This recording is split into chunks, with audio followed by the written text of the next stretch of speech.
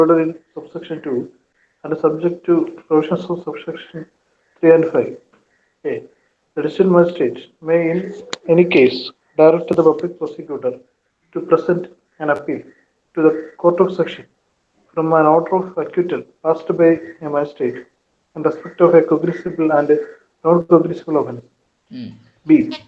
The state government may, in any case, direct the public prosecutor to present an appeal to the High Court from an original or appellate order of an acquittal passed by any court other than High Court, not being an order under Clause A, or any or an order of acquittal passed by the Court of Section Division. നോക്കൂ, തക്കാലം അവിടെ നിൽക്കട്ടെ. Appeal in case of acquittal. ഒരു ആളെ acquit ചെയ്താൽ, acquittal എന്ന് പറഞ്ഞാൽ എന്താ?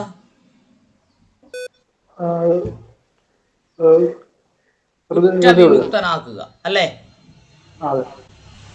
അയാള് കുറ്റം ചെയ്തതായി തെളിവില്ല, അതുകൊണ്ട് ശിക്ഷിക്കാൻ പറ്റുകയില്ല എന്ന് പറയുന്നതാണ് കുറ്റവിമുക്തനാക്കുക എന്ന് പറയുന്നത്. ഇപ്പം നോക്കൂ, നമ്മുടെ ഉത്തർപ്രദേശിൽ ഒരു പെൺകുട്ടിയെ 4 പേര് റേപ്പ് ചെയ്തു, അവളെ കൊന്നു, പോലീസുകാർ കത്തിച്ചു കളഞ്ഞു. രാഷ്ട്രീയം എന്തോ ആകട്ടെ, തെളിവുണ്ടാകുമോ? ഇല്ല, തെളിവുണ്ടാകത്തില്ല. അതിനകത്ത് രാഷ്ട്രീയത്തെക്കുറിച്ചും ജാതി മത ചിന്തകളെക്കുറിച്ചൊന്നും നമ്മൾ ചർച്ച ചെയ്യേണ്ട കാര്യമില്ല. തെളിവില്ല, അതുകൊണ്ട് കുറ്റവിമുക്തനാക്കി. ബാബറി മസ്ജിദ് പൊളിച്ചു, തെളിവില്ല, കുറ്റവിമുക്തനാക്കി അല്ലേ? അപ്പം ആ സാഹചര്യത്തിൽ അപ്പീൽ എങ്ങനെ കൊടുക്കാം? 378 പ്രകാരമാണ് അപ്പീൽ കൊടുക്കേണ്ടത്. എങ്ങനെ കൊടുക്കാമെന്നാണ് ഇവിടെ ചർച്ച ചെയ്യുന്നത്. ഓക്കെ, പ്രത്യേകിച്ചും പിന്നെ വേറൊരു പ്രശ്നം നമ്മൾ മനസ്സിലാക്കണമെന്ന് അറിയാമോ? നമ്മുടെ ഈ രാഷ്ട്രീയ നേതൃത്വം അല്ലെങ്കിൽ സാമുദായിക നേതൃത്വം കൃത്യമായി നിയമം അറിയാവുന്നവരായിരിക്കത്തില്ല. കേട്ടോ? പക്ഷേ നിയമവിദഗ്ധന്മാരുടെ ഉപദേശവും ശരിയായ രീതിയിൽ സ്വീകരിക്കുന്നവരും ആയിരിക്കത്തില്ല. ഗവൺമെൻറ് ചെയ്യും, കാരണം വിമർശനങ്ങൾ കൂടാതിരിക്കാൻ വേണ്ടി ചെയ്യും. പക്ഷെ 120 വക്കീലന്മാർ ഹൈക്കോടതിയിൽ തന്നെ ഗവൺമെൻറ് വക്കീലന്മാരുണ്ട്. നിങ്ങൾക്കറിയാമല്ലോ, GP-മാർ അല്ലേ? പിന്നെ ജില്ലാ കോടതികളിലെല്ലാം പബ്ലിക് പ്രോസിക്യൂട്ടർമാരുണ്ട്, സ്പെഷ്യൽ പബ്ലിക് പ്രോസിക്യൂട്ടർമാരുണ്ട്, APP-മാരുണ്ട്. അപ്പം അതുകൊണ്ട് ഗവൺമെൻറ് ഒരു പക്ഷേ നല്ല നിയമോപദേശം സ്വീകരിച്ചിരിക്കാം. Same as otherwise provided in subsection 2 and subject the provisions of subsection 3 and 5. അപ്പോൾ അവിടെ എന്താ പറഞ്ഞേക്കുന്നേ? അപ്പോൾ ഇവിടെ പറഞ്ഞിരിക്കുന്നത് അല്ലാതെ, സബ്സെക്ഷൻ 2-ലും 3-ലും 5-ലും പറഞ്ഞിരിക്കുന്നതല്ലാതെ മറ്റെന്തെങ്കിലും ഉണ്ടെങ്കിൽ ഇത് ഇൻസേർട്ട് ചെയ്തത് എന്താണെന്ന് അറിയാമോ? അവിടെ കിടപ്പുണ്ടോ? ഒരു 4 എന്ന് പറഞ്ഞൊരു നമ്പർ കിടപ്പുണ്ടോ?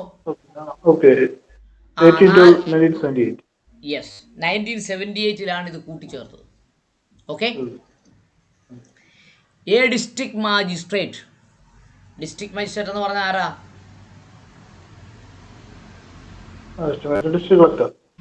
District collector. മേ, അവിടെ ഉപയോഗിക്കുന്ന വാക്ക് മേ ആണ്, ഷാലല്ല. മേ വേണമെങ്കിൽ, ഇൻ എനി കേസ്, ഏത് കേസിലും, direct the public prosecutor present an appeal to the court of session. Public പ്രോസിക്യൂട്ടറോട് ഡയറക്റ്റ് ചെയ്യാം. എന്തിന്? To the court of session from an order of acquittal passed by a magistrate in respect of cognizable and non cognizable offence. അപ്പോൾ appeal കൊടുക്കുന്നതിന് വേണ്ടി direct ചെയ്യുന്ന ആരാ? District magistrate, collector of the district. അപ്പോൾ നമുക്ക് അത് എല്ലാവരും അത് മനസ്സിലാക്കത്തില്ല കേട്ടോ. ഇപ്പോൾ ഒരു നോർമൽ സെൻസിലെ അപ്പീലിന് ഡയറക്റ്റ് ചെയ്യുന്ന കളക്ടറാണ് എന്ന് ആരും മനസ്സിലാക്കത്തില്ല. ബി, അപ്പോൾ ആ ഡിസ്ട്രിക്ട് മജിസ്ട്രേറ്റ് എന്നുള്ളതും പബ്ലിക് പ്രോസിക്യൂട്ടർ എന്നുള്ളതും കോഗ്നിസബിൾ ആൻഡ് നോൺ കോഗ്നിസബിൾ എന്നുള്ളതും എന്ത് ചെയ്യണം? ശ്രദ്ധിക്കണം. ഓക്കെ. 2 അല്ല B, the state government may, അതും മേ ആണ് കേട്ടോ, ഷാലല്ല.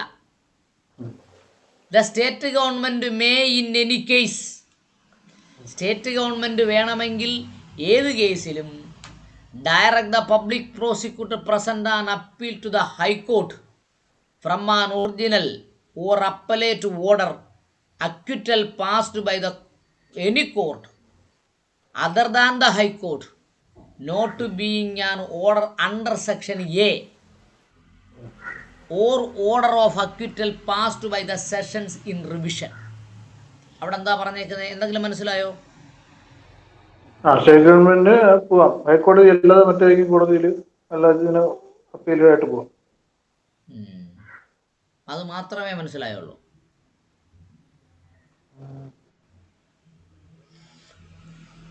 ബാലു ഒന്ന് നോക്ക്, വേറെ എന്തെങ്കിലും മനസ്സിലായോ നോക്കിയേ.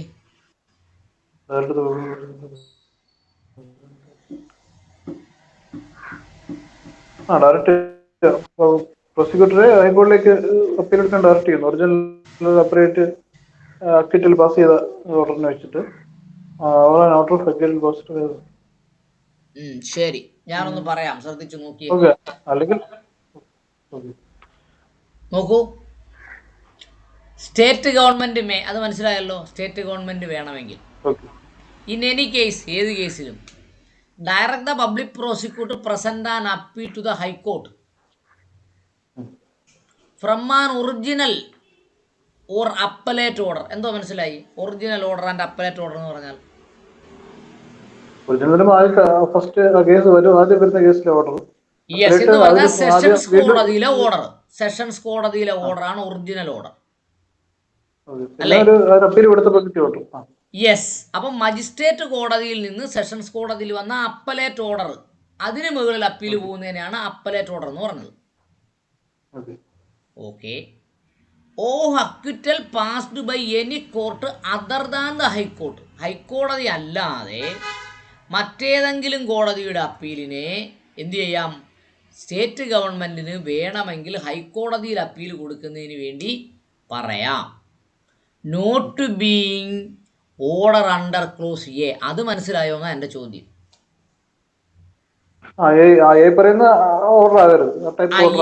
മുകളിൽ പറഞ്ഞതിന് അങ്ങനെ ചെയ്യാൻ പാടില്ല.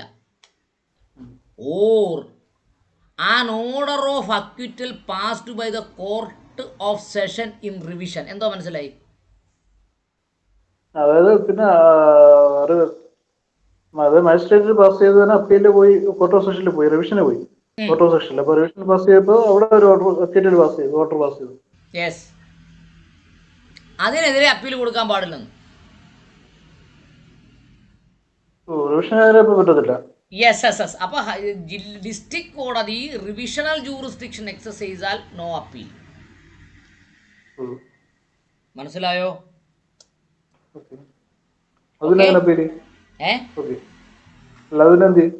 അപ്പീൽ ഇല്ലാത്ത സാഹചര്യത്തിലാണ് റിവിഷൻ കൊടുക്കുന്നത്. ഇപ്പൊ റിവിഷന് മുകളിൽ പിന്നെ അപ്പീൽ ഇല്ലെന്ന്, അതോട് തീർന്നു.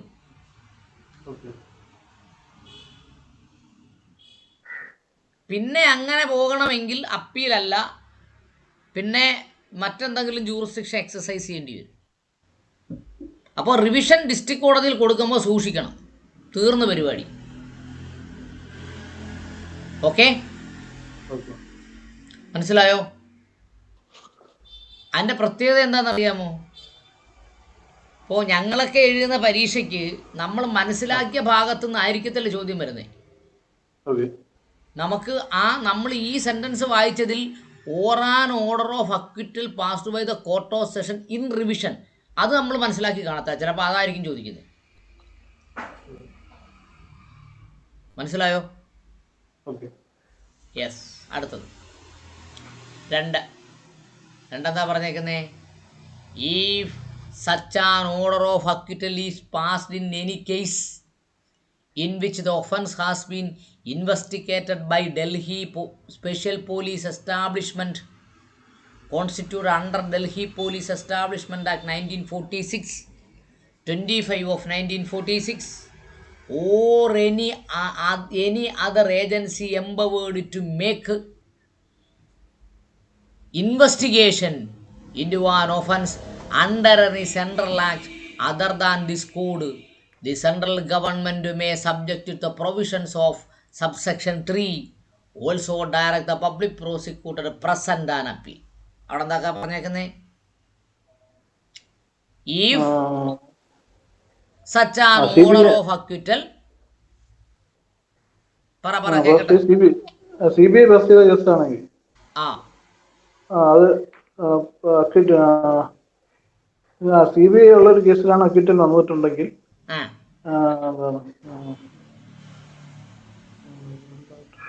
പബ്ലിക് പ്രോസിക്യൂട്ടർ, അതിലും പബ്ലിക് പ്രോസിക്യൂട്ടർ ഡയറക്റ്റ് ചെയ്യാം അപ്പീൽ കൊടുക്കാൻ. ആർക്ക് ഡയറക്റ്റ് ചെയ്യാം? Central government. Yes, state government അന്വേഷിച്ച കേസിനാണെങ്കിൽ സ്റ്റേറ്റ് ഗവൺമെന്റിനും, സെൻട്രൽ ഗവൺമെന്റ് അന്വേഷിച്ച കേസിന് സെൻട്രൽ ഗവൺമെന്റിനും എന്ത് ചെയ്യാം? അപ്പീൽ ഡയറക്റ്റ് ചെയ്യാം. മനസ്സിലായോ? തൽക്കാലം അങ്ങനെ മനസ്സിലാക്കിയാൽ മതി. വളരെ പരത്തി മനസ്സിലാക്കിയില്ലെങ്കിലും ഇത് മനസ്സിലാക്കുക. അന്വേഷണ ഏജൻസി സ്റ്റേറ്റ് ഗവൺമെന്റ് ആണെങ്കിൽ സ്റ്റേറ്റ് ഗവൺമെന്റ് അപ്പീൽ പ്രിഫർ ചെയ്യാം. അന്വേഷണ ഏജൻസി സെൻട്രൽ ഗവൺമെന്റ് ആണെങ്കിൽ സെൻട്രൽ ഗവൺമെന്റ് അപ്പീൽ പ്രിഫർ ചെയ്യാം. അതിന്റെ ഉദാഹരണമാണ് CBI. ഓക്കെ, അടുത്തത് അതിലെ to the court of session. Court of സെഷനിലേക്കാണെങ്കിൽ മജിസ്ട്രേറ്റ് കോടതിയിൽ നിന്നും അപ്പീൽ കോർട്ട് ഓഫ് സെഷനിലേക്ക് ഫയൽ ചെയ്യാം, കോഗ്നിസബിൾ ആണെങ്കിലും നോൺ കോഗ്നിസബിൾ ആണെങ്കിലും. മനസ്സിലായോ? അത് സെൻട്രൽ ഗവൺമെന്റ് ഏജൻസി അന്വേഷിച്ച കേസിനെ കുറിച്ചാണ് അവിടെ പറയുന്നത്. മനസ്സിലായല്ലോ? ഓക്കെ. അടുത്തത് B, ഫ്രം ഹൈക്കോടതി ടു ദ ഹൈക്കോർട്ട്. ഹൈക്കോടതിയിലേക്ക് എങ്ങനെ കൊടുക്കാം? From the original and appellate order of acquittal passed by the court other than high court not being the order under. നമ്മൾ മുമ്പേ പറഞ്ഞതുപോലെ അങ്ങനെ ഒരു ഓർഡർ വരികയാണെങ്കിൽ സെഷൻസ് കോടതിയുടെ ഓർഡറാണ്, അത് ഒറിജിനൽ ഓർഡറാണ്, അപ്പലേറ്റ് ഓർഡറാണ്, റിവിഷണൽ ഓർഡർ അല്ലെങ്കിൽ എവിടെ കൊടുക്കാം? ഹൈക്കോടതിയിൽ കൊടുക്കാം. അത് സെൻട്രൽ ഗവൺമെന്റ് ഏജൻസി അന്വേഷിച്ചാൽ. അപ്പോൾ അതിൻ്റെ പ്രത്യേകത എന്താ? നമ്മൾ ഏതെങ്കിലും ഒരു ഭാഗം തറമായി പഠിച്ചാൽ മറ്റേ ഭാഗത്തിൽ സെൻട്രൽ ഗവൺമെന്റ് എന്ന് മാത്രം ചേർത്താൽ മതി. Okay. No appeal to high court under subsection 1 section 2 shall entertain except the leave of the high court. അപ്പോൾ ഹൈക്കോടതിയിൽ അങ്ങനെ അപ്പീൽ ഫയൽ ചെയ്യണമെങ്കിൽ ആദ്യം എന്ത് കൊടുക്കണം? ലീവ് കൊടുക്കണം. ലീവ് എന്ന് പറഞ്ഞാൽ 1 ഏതാ? 1ഉം 2ഉം ഏതാ? 1 ഏതാ? 1 എന്ന് പറയുന്നത് ഇതാണ്. എന്താ? Save as otherwise provided under subsection 1, 2 and 3 provided. District കോടതിയിൽ ഡിസ്ട്രിക്ട് മജിസ്ട്രേറ്റിന്, പബ്ലിക് പ്രോസിക്യൂട്ടർക്ക് കോഗ്നിസബിൾ ഒഫൻസിനും നോൺ ബെയിലബിൾ ഒഫൻസിനും എങ്ങോട്ട് പോകാം? സെഷൻസിലേക്ക് പോകാമെന്ന് പറയുന്നതും, സ്റ്റേറ്റ് ഗവൺമെൻറ്റിന് പബ്ലിക് പ്രോസിക്യൂട്ടറോട് പോയി ഹൈക്കോടതിയിലേക്ക് പോകാവുന്നതും എന്ന് പറയുന്നതാണ് 1, അല്ലേ? ആണല്ലോ. 2 എന്ന് പറഞ്ഞേതാ? ഡൽഹി പോലീസ് എസ്റ്റാബ്ലിഷ്മെന്റുമായി ബന്ധപ്പെട്ടത്, അല്ലേ? അപ്പോൾ അങ്ങനെ കേസ് കൊടുക്കുന്നതിന്, അപ്പീൽ കൊടുക്കുന്നതിന് മുമ്പേ അവിടെ ഞാൻ അപ്പീൽ കൊടുത്തോട്ടെ, അപ്പീൽ സ്വീകരിക്കണം എന്ന് പറഞ്ഞുകൊണ്ട് ഒരു SLP special leave petition file ചെയ്യും. അപ്പോൾ ഒരു അപ്പീലിൻ്റെ ജഡ്ജ്മെന്റ് വായിച്ച് നോക്കുമ്പോൾ ഫസ്റ്റ് ലൈൻ ഇങ്ങനെ ആയിരിക്കും: ലീവ് ഗ്രാൻഡഡ്, അനുവാദം നൽകി, ഓൺ എന്ന് പറഞ്ഞൊരു ഡേറ്റ് അങ്ങ് എഴുതും. അപ്പോൾ ഹൈക്കോടതിയിൽ പ്രത്യേകിച്ചും അഡ്മിഷൻ സ്റ്റേജ് എന്ന് പറഞ്ഞൊരു സ്റ്റേജ് ഉണ്ട് സുപ്രീം കോടതിയിൽ. ഈ അഡ്മിഷൻ സ്റ്റേജ് എന്ന് പറഞ്ഞാൽ ഈ കേസിൽ വല്ല കഴമ്പും ഉണ്ടോ, ഹൈക്കോടതി ഫയൽ സ്വീകരിച്ച് സമയം ചെലവാക്കേണ്ടതുണ്ടോ എന്ന് ചോദിക്കുന്ന ചോദ്യമാണ് ലീവ്. ഒരു കഴമ്പും ഇല്ലാത്തൊരു കേസ് എന്ത് ചെയ്യേണ്ടതില്ല? ഫയൽ സ്വീകരിക്കേണ്ടതില്ല. Straight away dismiss. ഹൈക്കോടതിയിലെ ഒരു കേസ് അഡ്മിറ്റഡ് എന്ന് പറഞ്ഞു കഴിഞ്ഞാൽ അത് കാണുന്നുണ്ട് എന്ന് ഉദ്ദേശിക്കുകയാണ്. അഡ്മിറ്റഡ് എന്ന് പറഞ്ഞാൽ ഫയലിൽ സ്വീകരിച്ചു എന്ന് മാത്രമേ അർത്ഥമുള്ളൂ. Okay okay. അഡ്മിറ്റഡ് നോട്ടീസ് അങ്ങനെയാണ് ബഹുമാനപ്പെട്ട ഹൈക്കോടതി പറയുന്നത്. ഈ അഡ്മിഷൻ പിന്നെ നോട്ടീസ് വന്നു, ബിഫോർ അഡ്മിഷൻ വരുന്നത്. ബിഫോർ അഡ്മിഷൻ നോട്ടീസ് പോവും. അഡ്മിഷൻ അതെന്താണ് വ്യത്യാസം വരുന്നത്? നോട്ടീസ് ബിഫോർ അഡ്മിഷൻ എന്ന് പറഞ്ഞാൽ കേസ് ഫയലിൽ സ്വീകരിച്ചിട്ടില്ല. അഡ്മിറ്റഡ് നോട്ടീസ് എന്ന് പറയുകയാണെങ്കിൽ പിന്നെ എന്ത് ചെയ്യണം? കൗണ്ടർ ഫയൽ ചെയ്യാം. നോട്ടീസ് ബിഫോർ അഡ്മിഷൻ എന്ന് പറഞ്ഞാൽ കൗണ്ടർ ഫയൽ ചെയ്യണ്ട, ഹാജരായി വാദം പറഞ്ഞ് തള്ളി, ചിലപ്പോൾ അപ്പം തന്നെ തള്ളിയെങ്കിൽ പോകും. ഞങ്ങളുടെ ഓഫീസിൽ നിന്ന് ഫയൽ ചെയ്ത കേസ് സ്ട്രെയിറ്റ് അവേ അങ്ങനെ ഡിസ്മിസ് ചെയ്ത് കേസുകളുണ്ട്. മനസ്സിലായോ? അപ്പോൾ ഒരു കോടതിയിൽ നമ്മുടെ ഈ KAT ഇരിക്കുന്ന രാമേന്ദ്ര സാറില്ലേ,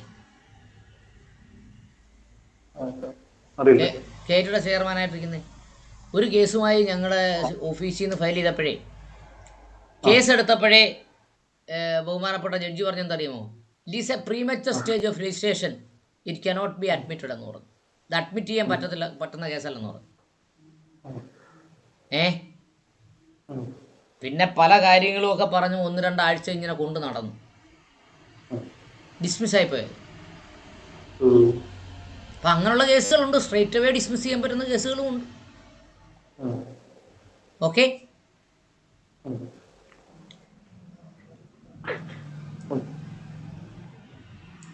അടുത്തത് ഈ ഡിസ്മിസ് ചെയ്യുന്നതിന് ഒരു ഡിസ്മിസ് ഫോർ നോട്ട് പ്രോസിക്യൂഷൻ എന്ന് പറയാറുണ്ട്.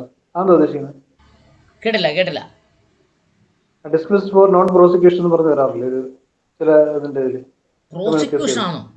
അല്ലല്ല, നോട്ട് പ്രസ്. അല്ല, നോട്ട് പ്രസ് അല്ല, അത് അറിയാം. ഓക്കെ, നോൺ പ്രോസിക്യൂഷൻ എന്ന് പറഞ്ഞാൽ അല്ല, അതെനിക്ക് മനസ്സിലായിട്ടില്ല, ഞാൻ നോക്കിയിട്ട് പറയാം.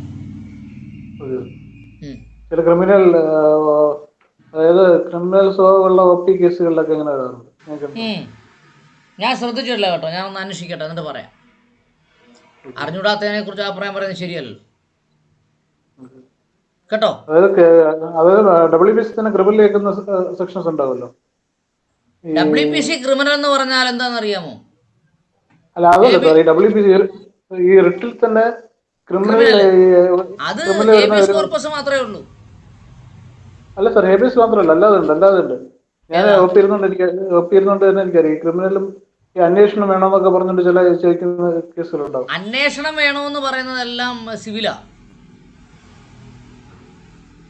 ഓക്കെ, അല്ല, സിവിലാണെങ്കിൽ അത് ക്രിമിനലായിട്ട് ബന്ധപ്പെട്ട ഒരു റിലേഷൻ നേച്ചർ വരുന്ന കേസുണ്ട്. അതിൽ ഈ പലത്തും ഇങ്ങനെ ഡിസ്മിസ് ഫോർ നോൺ പ്രോസിക്യൂഷൻ എന്ന് പറഞ്ഞിട്ടുണ്ട്. അത് ഞാൻ അന്വേഷിക്കട്ടെ കേട്ടോ. എനിക്ക് തോന്നുന്നത് ഈ നമ്മുടെ ഈ ഇതൊക്കെ ക്വാഷ് ചെയ്യാൻ വരുന്നല്ലോ, അതൊക്കെ ആയിരിക്കും. ഞാൻ അന്വേഷിച്ചിട്ട് പറയാം കേട്ടോ. അറിഞ്ഞൂടാത്തതിനെ കുറിച്ച് വിശാലമായ അഭിപ്രായം പറയുന്നത് ശരിയല്ലല്ലോ. മനസ്സിലായോ? ഓക്കെ, ഞാൻ അങ്ങനൊരു കേസ് ഫയൽ ചെയ്തിട്ടില്ല. എൻ്റെ ഓഫീസിൽ നിന്ന് അങ്ങനൊരു കേസ് പോയിട്ട് എനിക്ക് ഓർമ്മയില്ല. ഞാൻ OP സെക്ഷനായിരുന്നു. ഈ ക്രിമിനലായിട്ട് ഒരു കോർട്ട് കൊടുക്കും, അതായത് മിക്കവാറും മറ്റേ ഒരു കോർട്ട് പോകും. അതായത് അങ്ങനെയുള്ള ഏതെങ്കിലും ഒരു കേസ് വന്നാലേ അതിന്റെ പ്രയർ പോർഷൻ ഒന്ന് കട്ട് ചെയ്ത് എൻ്റെ മെയിലിലോ വാട്സപ്പിലോ ഒന്ന് ഇട്ട് തരണേ. പ്രയർ പോർഷൻ മാത്രം കട്ട് ചെയ്തിട്ടാൽ മതി. അപ്പൊ അത് മിക്കവാറും ഇൻവെസ്റ്റിഗേഷൻ, ക്രിമിനൽ ഇൻവെസ്റ്റിഗേഷൻ ആയിരിക്കും സബ്ജക്റ്റ് വരുന്നത്. ക്രിമിനൽ ഇൻവെസ്റ്റിഗേഷൻ ആയിരിക്കും മിക്കവാറും അതിന്റെ സബ്ജക്റ്റ് ആയിട്ട് വരാറുള്ളത്. ശരി. അപ്പൊ അത് ക്വാഷിംഗ് തന്നെ ആയിരിക്കും. FIR കോഷ് ചെയ്യുന്നതോ അതുമായി ബന്ധപ്പെട്ടതായിരിക്കാം. ഞാൻ നോക്കിയിട്ട് പറയാം കേട്ടോ. അപ്പൊ 4 നോക്കിയേ. If such an order of acquittal is passed in any case instituted upon a complaint and the High Court on an application made to it by the complainant in his behalf grants special leave to appeal from the order of acquittal, the complainant may present such appeal to the High Court. എന്തെങ്കിലും മനസ്സിലായോ?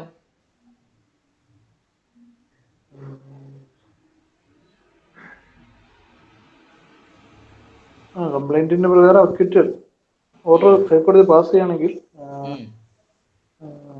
Complaint എന്ന് പറഞ്ഞാൽ എന്താ? Complaint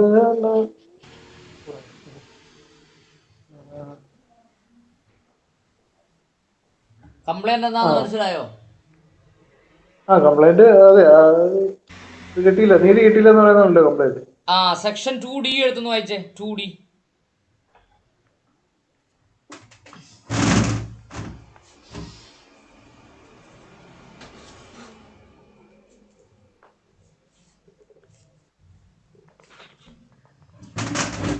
കണ്ടോ? 2D 2D means any allegation made orally or in writing to a yes. magistrate with a view to his taking action under this code that some person, whether known or unknown, has committed an offence, but that does not include a police report. Yes, അവിടെയാണ് കാര്യം. ഒരു സാധാരണക്കാരൻ ഒരു police സ്റ്റേഷനിൽ information കൊടുത്താൽ police കേസെടുത്തില്ലെങ്കിൽ മജിസ്ട്രേറ്റിന് മുമ്പിൽ ഹാജരായി എനിക്കറിയാവുന്നോ അറിയപ്പെടാത്തതോ ആയ ഒരു വ്യക്തി എനിക്കെതിരെ ഒഫൻസ് കമ്മിറ്റ് ചെയ്തിട്ടുണ്ട് എന്നും അതിന് മജിസ്ട്രേറ്റ് CRPC പ്രകാരം ആക്ഷൻ എടുക്കണമെന്നും പറയുന്നതിനെയാണ് എന്ത് പറയുന്നത്? കംപ്ലൈന്റ് എന്ന് പറയുന്നത്. അപ്പം ഈ 2D ആണെന്ന് എങ്ങനെയാണ് മനസ്സിലാക്കുന്നത് കംപ്ലൈന്റ്? അതിന് ട്രിക്കുണ്ട്. എന്താണെന്നറിയാമോ? കംപ്ലൈന്റ് ആദ്യത്തെ അക്ഷരം ഏതാ? സി. അതിൻ്റെ കൂടെ ഒന്ന് കൂട്ടണം. കോഗ്നിസൻസ് സിയാ, അപ്പൊ 2C. ചാർജ് സിയാ, ബി. ബെയിലബിൾ ഒഫൻസ് ബി ആണ്, എയോട് ഒന്ന് കൂട്ടണം.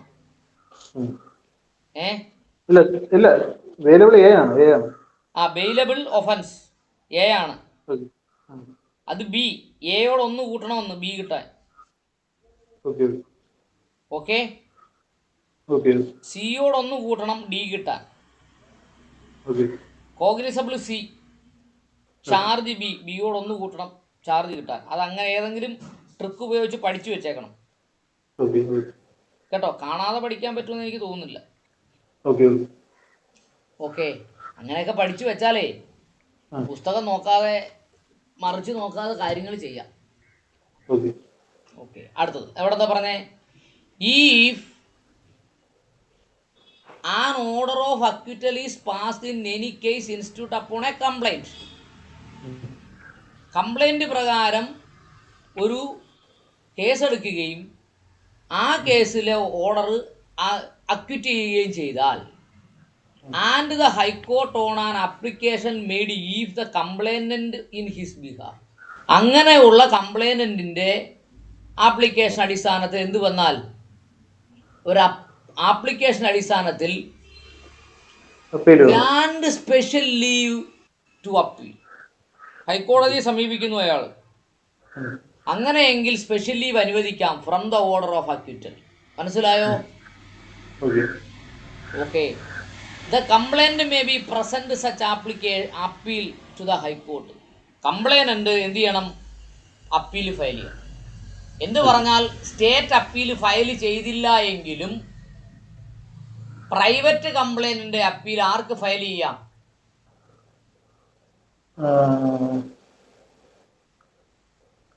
ആർക്കാണ് കംപ്ലൈന്റ് ഉള്ളത്? കംപ്ലൈനന്റിന് ഫയൽ ചെയ്യാം. It is an extra ordinary power. മനസ്സിലായോ?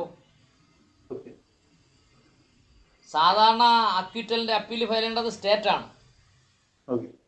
സ്റ്റേറ്റ് ഫയൽ ചെയ്യുന്നില്ല. എക്സാമ്പിൾ വാളയാർ കേസ് അല്ലേ? വാളയാർ കേസ് അറിയത്തില്ലേ? അങ്ങനെ ഒത്തിരി കേസുകളുണ്ട്, എങ്കിലും പ്രമാദമായ കേസ് വാളയാർ കേസാണ്.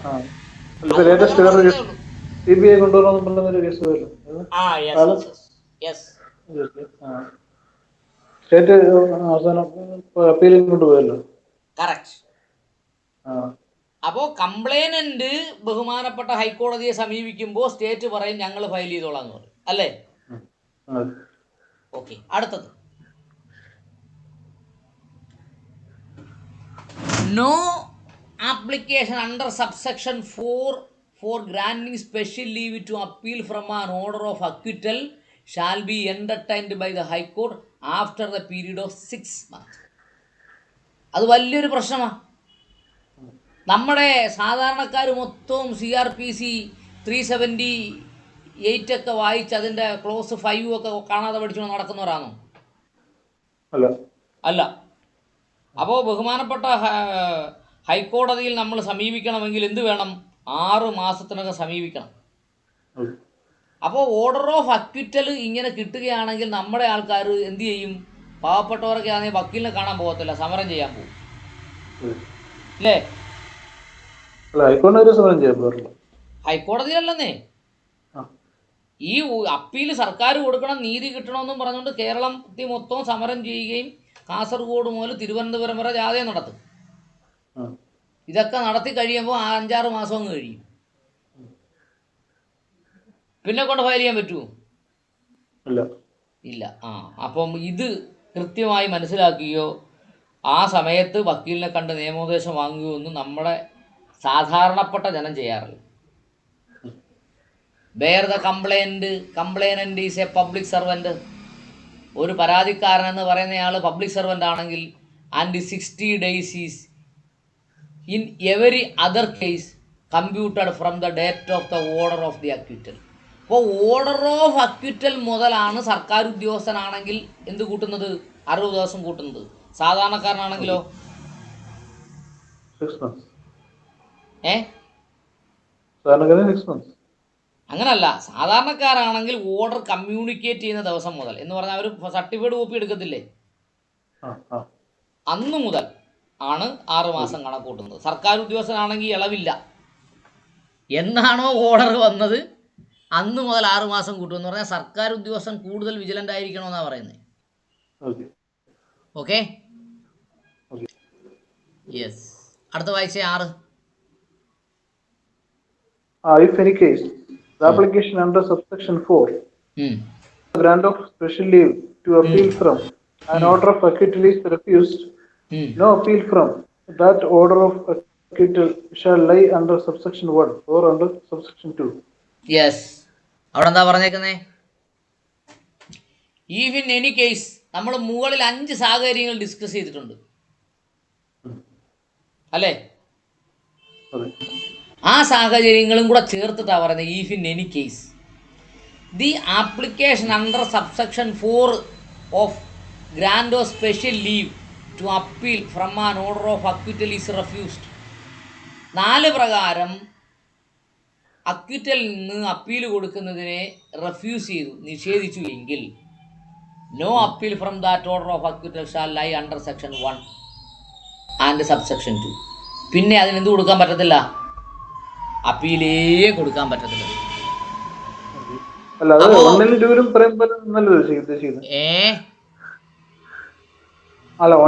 പറയുമ്പോൾ പറ്റത്തില്ലെന്നല്ലേ? ബാക്കി എല്ലാം കൊടുക്കുന്നുണ്ട്. യെസ്, 1 ഉം 2 ഉം പറയുന്ന പോലെ പിന്നെ ചെയ്യാൻ പറ്റത്തില്ല. 1 ഉം 2 ഉം പറയുന്നത് എന്തുവാ? മജിസ്ട്രേറ്റ് കോടതിയിൽ നിന്ന് ജില്ലാ കോടതിയിലേക്കും, ജില്ലാ കോടതിയിലാണെങ്കിൽ ഹൈക്കോടതിയിലേക്കും പോവാന്നാ, തീർന്നില്ലേ? അല്ല സാർ, ഈ 4th എന്ന് പറയുന്നത് ഹൈക്കോടതിയല്ല. ഹൈക്കോടതിയിൽ നിന്ന് താഴോട്ട് നമ്മൾ അപ്പീൽ കൊടുക്കില്ലല്ലോ. പിന്നെ അങ്ങനെ വേണ്ട കാര്യമുണ്ടോ? നോക്കൂ, ഈ such order of acquittal is passed in any case institute upon a complaint and the high court on the application made in the complaint is on ഗീസ് ഇവ ഗ്രാൻഡ് സ്പെഷ്യൽ ലീവ്. സ്പെഷ്യൽ ലീവിന് വേണ്ടി ആരെ സമീപിച്ചു? ഹൈക്കോടതി റെഫ്യൂസ് ചെയ്തു അല്ലേ? അല്ല, ഹൈക്കോടതി റെഫ്യൂസ് ചെയ്ത പിന്നെ ഈ 1 ഉം 2 ഒക്കെ വീണ്ടും ഹൈക്കോർട്ടും ലോവർ കോർട്ടും എന്ന് പറയേണ്ട കാര്യമില്ലല്ലോ.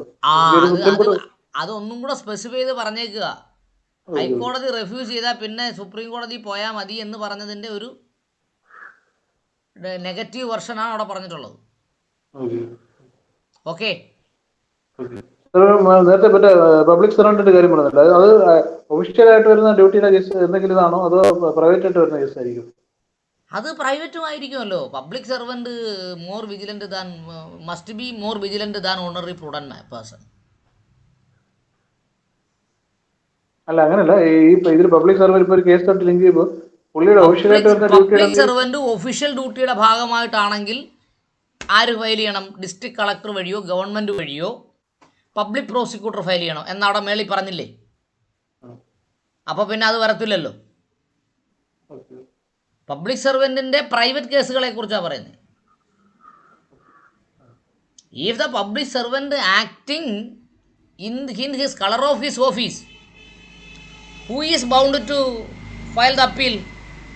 District collector or the state is bound to file the appeal, അല്ലേ? അപ്പോൾ പിന്നെ വേറെ ചോദ്യത്തിന് ആവശ്യമുണ്ടോ? ഇല്ലല്ലോ. യെസ്. അപ്പോൾ 379 ഒന്ന് വായിച്ചേ. Appeal against a conviction by High Court in certain cases, where the High Court has an appeal reversed an order of acquittal of an accused person and convicted him and sentenced him to death or to imprisonment for life or to imprisonment for a term of 10 years or more, he may appeal to the Supreme Court. അത് plain meaning അല്ലേ? അതെ അതെ അതെ. ഡിസ്കഷൻ്റെ ആവശ്യമുണ്ടോ? ഇല്ല ഇല്ല ഇല്ല. അപ്പോൾ 380 വായിച്ചേ. 380 special right of appeal in certain cases. Notwithstanding anything contained in this chapter, when more persons than one are convicted in one trial and an appealable judgment or order has been passed in respect of any of the such person, or any of person convicted at such trial shall have a right of appeal. എന്തായാലും മനസ്സിലായോ? അതായത് കുറെ ആൾക്കാരുള്ളതിൽ ഒരാളെ മാത്രമായിട്ട് convict ചെയ്യുന്നില്ല അല്ലേ? നോക്കൂ, മറ്റൊന്നും പറഞ്ഞിരിക്കാന്ന് ഈ ചാപ്റ്ററിൽ പറഞ്ഞിരിക്കുന്നത് പോലെ when more person than one are convicted in one trial. ഒത്തിരി വ്യക്തികളുണ്ട്, അത് ബാക്കി എല്ലാവരെയും കുറ്റവിമുക്തരാക്കി, തെളിവില്ല, A1 ശിക്ഷിച്ചു. അങ്ങനെ ചെയ്യാമല്ലോ. And an appealable judgment or order has been passed in respect of any such person. അങ്ങനെ ഏതെങ്കിലും ആൾക്കെതിരെ ഒരു order പാസ്സാക്കിയിട്ടുണ്ടെങ്കിൽ all or any of the convicted at such trial shall have the right to appeal. എല്ലാവർക്കും appeal പോകാം. അല്ലെങ്കിൽ ഒരാൾക്ക് മാത്രമായും appeal പോകാം. അവിടെ answer എന്താ പറഞ്ഞേക്കെന്ന് അറിയാമോ? ഒന്നിലധികം പേരെ കൺവിക്റ്റ് ചെയ്താൽ അല്ലെങ്കിൽ ഒരാളെ കൺവിക്റ്റ് ചെയ്താൽ എല്ലാവരും ഒരുമിച്ച് അപ്പീലിന് പോകണോ അല്ലെങ്കിൽ ഒറ്റയ്ക്ക് അപ്പീൽ പോകാമോ എന്ന ചോദ്യത്തിൻ്റെ മറുപടിയാണ്. ഇപ്പോൾ ഒരു 8 പേരുള്ളൊരു കേസിൽ റോബറി ആണെന്ന് കരുതിക്കോ, അതിൽ 5 പേരെ ഒഴിവാക്കി 3 പേരെ ശിക്ഷിച്ചു. 2 പേര് പറയാം ഞങ്ങൾ അകത്ത് കിടന്നോളാം, ഒരാൾക്ക് അപ്പീൽ പോകണം, അയാൾക്ക് അപ്പീൽ പോകാൻ പറ്റുമോ എന്ന ചോദ്യത്തിൻ്റെ മറുപടിയാണത്. മനസ്സിലായോ? യെസ്. അടുത്ത വായിച്ചേ. 381 Appeal to Court of Session and how heard. 1. Subject to the provisions of subsection 2, an appeal to the Court of Section or Section Judge shall be heard by the Section Judge or by an additional Section Judge, provided that provide അവിടെ നിൽക്കട്ടെ. ആദ്യത്തെ എന്താ പറഞ്ഞേക്കുന്നത്?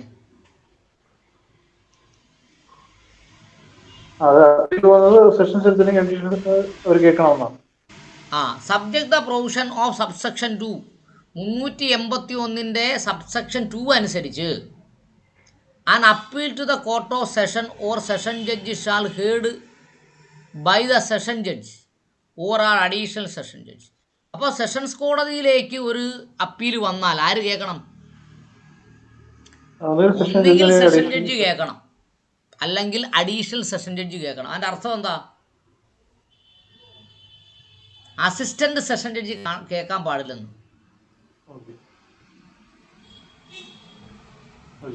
എന്തേലും മനസ്സിലായോ?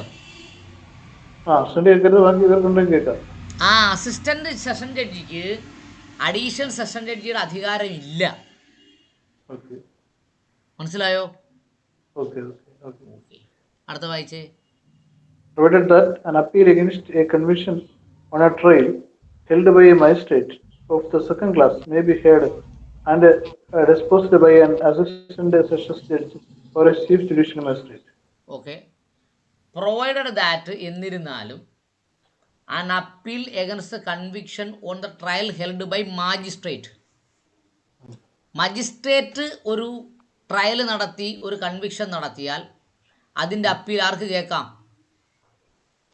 Assistant സെഷനും chief ജുഡീഷ്യലും കേൾക്കാം. Assistant session ജഡ്ജിക്കും chief judicial മജിസ്ട്രേറ്റിനും കേൾക്കാം. അവിടെ അഡീഷണൽ എന്നല്ല ഉപയോഗിച്ചിരിക്കുന്നത്,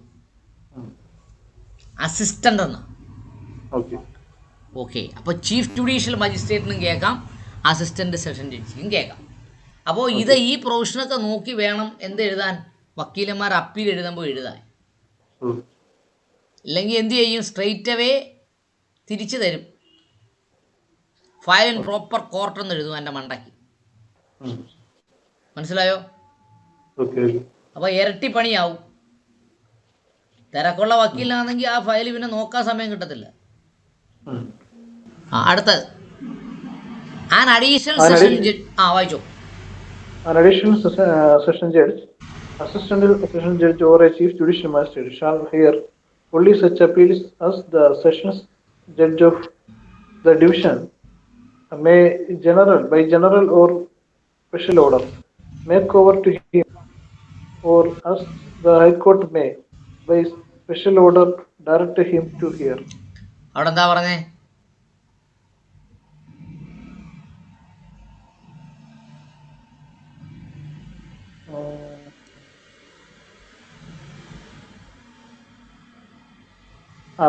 അഡീഷണലും അസിസ്റ്റന്റും അവരൊക്കെ അത് എന്താണ് സെഷൻസ് ജഡ്ജ് കേൾക്കുന്ന ആ രീതിയിൽ മാത്രമേ കേൾക്കാവൂ. നോക്കൂ, അഡീഷണൽ സെഷൻ ജഡ്ജ് എന്ന് പറഞ്ഞാൽ സെഷൻ ജഡ്ജിന്റെ അതേ അധികാരമുള്ള ആൾ. അസിസ്റ്റന്റ് സെഷൻ ജഡ്ജ് അപ്പോൾ സെഷൻ ജഡ്ജിയുടെ അത്രയും അധികാരമില്ലാത്ത ആൾ. ചീഫ് ജുഡീഷ്യൽ മജിസ്ട്രേറ്റ് എന്ന് പറഞ്ഞാൽ മജിസ്ട്രേറ്റിൻ്റെ മിനിസ്റ്റീരിയൽ പവർ കൈകാര്യം ചെയ്യുന്ന ആൾ. Shall hear only such appeal.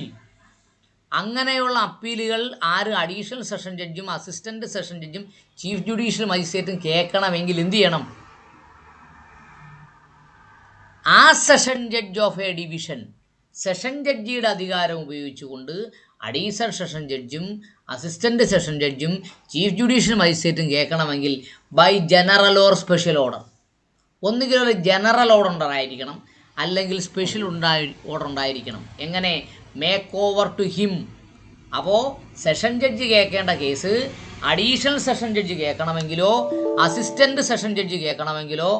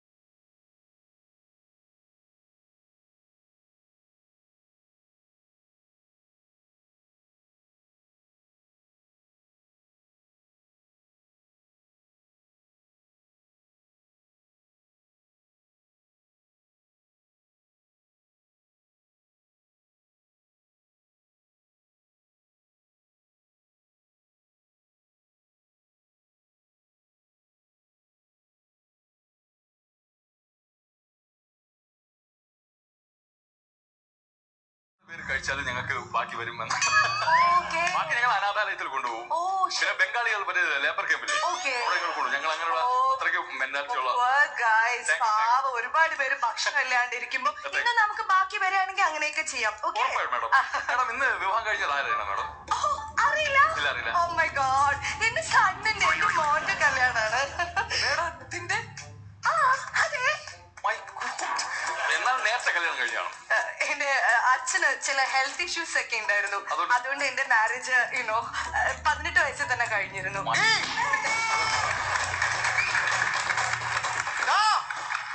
Madam, ഇത് ഞങ്ങളുടെ വളരെ മോശമായിരുന്നു മേഡം. കാരണം സർക്കസിൽ നിന്നൊക്കെ കരടി വേണമെന്ന് പറഞ്ഞത് ഞങ്ങൾ കൊണ്ടുവരുമായിരുന്നു. കാരണം ഇത് ബുക്ക് ചെയ്ത് വളരെ തെറ്റായിപ്പോയി മേഡം. കരടിയോ? ആ സർക്കസിലെ ജോക്കർ. സർക്കസിലെ കരടിയോ? ആരുടെ ഇവൻ? എടി, ഞാൻ പറഞ്ഞില്ലായിരുന്നു ഫംഗ്ഷൻ നടക്കുന്ന സമയത്ത് നിന്നോട് ഇതിലെ പുരുഷന്മാരുടെ മുമ്പിൽ നടക്കണം ഞാൻ പറഞ്ഞില്ലായിരുന്നോ?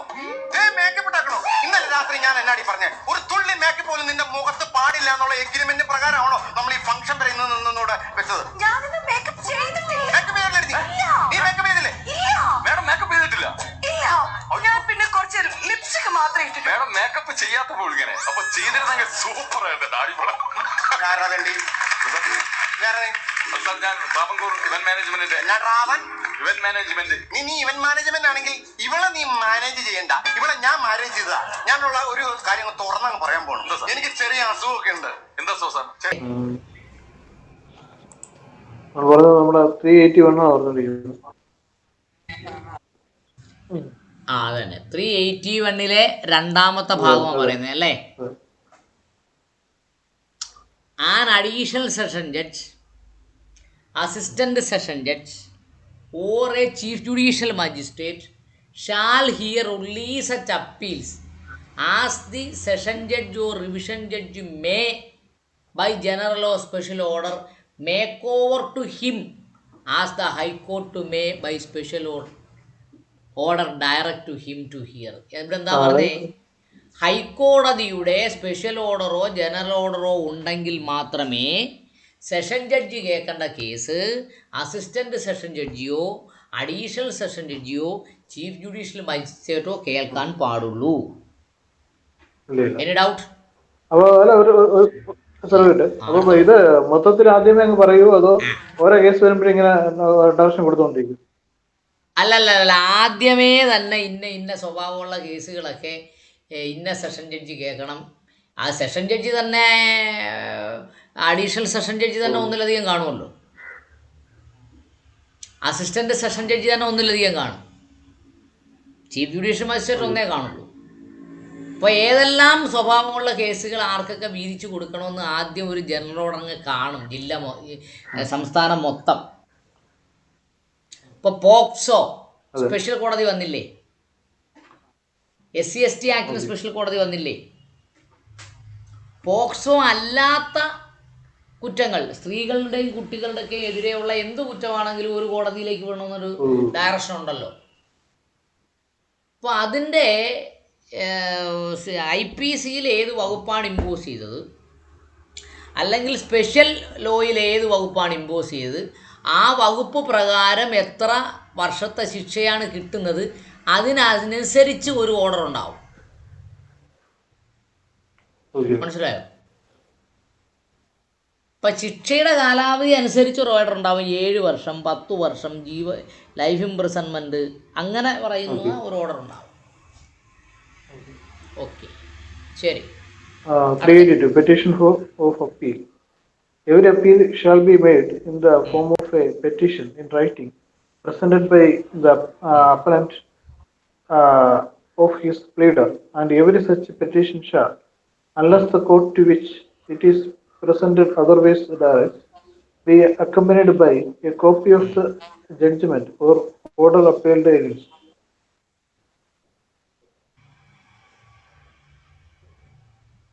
യെസ്, എന്തോ പറഞ്ഞേ അവിടെ, എന്ന് പറഞ്ഞേ. അപ്പീൽ റൈറ്റിംഗ്, ആ ഫോം അങ്ങനെയാണ്, നല്ല റൈറ്റിംഗ് ഇതായിരിക്കണം. Yes, petition every appeal shall be made in the form of an petition in writing presented by the appellant or his pleader. എല്ലാ അപ്പീലും പ്ലീഡറോ അദ്ദേഹം പ്രസന്റ് ചെയ്യുന്ന രീതിയിലെ ഒരു ഫോം ഓഫ് റൈറ്റിംഗിലായിരിക്കണം ഉണ്ടായിരിക്കേണ്ടത്, അല്ലേ? അതിന്റെ കൂടെ ജഡ്ജ്മെന്റ് അല്ലെങ്കിൽ ഓർഡർ അത് ആണല്ലേ? അറ്റാച്ച് ചെയ്തിരിക്കണം. Yes. And every such petition shall unless the court which present otherwise direct be accompanied by the copy of the judgment or order of the appealed against. ഏത് ഓർഡറിനെതിരെയാണോ appeal കൊടുക്കുന്നത് അതിൻ്റെ certified copy വേണം. Certified copy ഇല്ലെങ്കിൽ ഞാനിപ്പം certified copy ഹാജരാക്കിയിട്ടില്ല, certified copy ഹാജരാക്കാൻ എനിക്ക് സമയം വേണമെന്ന് പറഞ്ഞൊരു അഡീഷണൽ പെറ്റീഷൻ അതിനകത്തുണ്ടായിരിക്കണം. മനസ്സിലായോ? യെസ്. ഇനി next procedure when appellate is in jail. If the appellant is in jail, he may present his petition of appeal and the copies accompanying the same to the officer in charge of the jail, who shall thereupon forward such a petition and copies to the proper appellate court. Yes. അവിടെ എന്താ പറഞ്ഞേക്കുന്നത്? ജയിലിലാണെങ്കിൽ അതെല്ലാം കൂടെ നേരെ office ജയിലിലെ ചാർജുള്ള ആളുടെ കൊടുക്കണം. പിന്നെ അവിടെ നിന്ന് പിന്നെ അത് നേരെ അപ്പലറ്റ് കോർട്ടിലേക്ക് പാസ് ചെയ്യാം. Yes. Procedure when appellant is in jail. ജയിലിൽ കിടക്കുന്നയാളുടെ അപ്പീലാണ് സ്വീകരിക്കുന്നതെങ്കിൽ is appellant is in jail, he may present his petition of an appeal and the copies accompanied the same to the officer in charge of the jail. അപ്പോൾ officer in charge of the jail ആരാ? Jail superintendent. അതെ. അപ്പോൾ jail superintendent വഴിയാണ് appeal കൊടുക്കേണ്ടത്. Who shall thereupon forward the petition and copies of proper appellate court. അദ്ദേഹം കൊടുക്കണമെന്നല്ല, ഇതെല്ലാം കൂടെ തയ്യാറാക്കി വക്കീൽ ഇദ്ദേഹത്തിന് ഫോർവേഡ് ചെയ്യുന്നതിന് വേണ്ടി അങ്ങോട്ട് കൊണ്ട് കൊടുക്കും. അപ്പം അതിനകത്തൊരു ഫോർവേഡ് നോട്ട് എഴുതി വെക്കും, വക്കീൽ കൊണ്ട് ഫയൽ ചെയ്യും. ഓക്കെ, അതെ, അത്രയേ ഉള്ളൂ കാര്യം. അടുത്തത് 384. അല്ല, വേണമെന്ന് സംശയമുണ്ട് എനിക്ക്. വേണ്ടെങ്കിൽ അടുത്ത ഏതാ വേണ്ടേ? അല്ല, ഈ സമ്മറി ഡിസ്മിസൽ ഉദ്ദേശിക്കുന്നത് സമ്മറി ഡിസ്മിസൽ എന്ന് പറഞ്ഞാൽ ഡീറ്റെയിൽ അത് കേൾക്കാതെ അപ്പോഴേ ഡിസ്മിസ് നമുക്കത് റെഫറൻസ് ആൻഡ് റിവിഷനിലോട്ട് പോകും. യെസ്. എത്രാമത്തെ ഭാഗമാണ് reference and revision? Reference and revision ഒരു പ്രത്യേക ടോപ്പിക്, അത് നമുക്ക് വേറെ 1 മണിക്കൂർ പഠിക്കാം. ഇന്ന് തൽക്കാലം നിർത്തികളെ അങ്ങനെയാണ്. ഇപ്പോൾ ഉദ്ദേശം 1 മണിക്കൂർ ആവുന്നില്ലേ? അപ്പം ആ ടോപ്പിക്കൊക്കെ നമുക്ക് ഇന്നിപ്പോൾ എത്ര മണിക്ക് ഒരു 3 മണിക്ക് ഇരിക്കാം. കാരണം ഇന്ന് ഞായറാഴ്ചയല്ലേ. അപ്പോൾ ഒരു DTP സെൻറ്റർ തുറന്നാൽ മാത്രമേ ഞാൻ പുറത്തേക്ക് പോകൂ, ഇല്ലെങ്കിൽ പോകത്തില്ല. ഓക്കെ, അങ്ങനെയാണെങ്കിൽ നമുക്ക് 3 മണിക്ക് തുടങ്ങി ഒരു മണിക്കൂർ കഴിഞ്ഞ് ബ്രേക്ക് തന്നിട്ട് വീണ്ടും വേണമെങ്കിൽ തുടങ്ങാം. ഒറ്റ സ്ട്രെച്ചിന് ഇരിക്കേണ്ട, കാരണം നിങ്ങൾക്ക് മെയിനായിട്ടുള്ള റെഫറൻസ് റിവിഷൻ, പിന്നെ കമ്മ്യൂട്ടേഷൻ ഒക്കെ വരുന്നുണ്ട്. അതിൽ ഡി എന്ന ടോപ്പിക് എല്ലാം വേണ്ട, നമ്മുടെ അവസാനത്തെ ഒരു മതി. നമുക്ക് പരീക്ഷയ്ക്ക് വരുന്ന ഭാഗം മാത്രം നോക്കിയാൽ മതി, വെറുതെ എല്ലാം നോക്കി. ഓക്കെ, ശരി. അപ്പോൾ ഒരു 3 മണിയാകുമ്പം ഒരു 3 മണിക്ക് ഒരു 5 മിനിറ്റ് ഉള്ളപ്പോഴത്തേക്ക് വിളിച്ചോളൂ കേട്ടോ.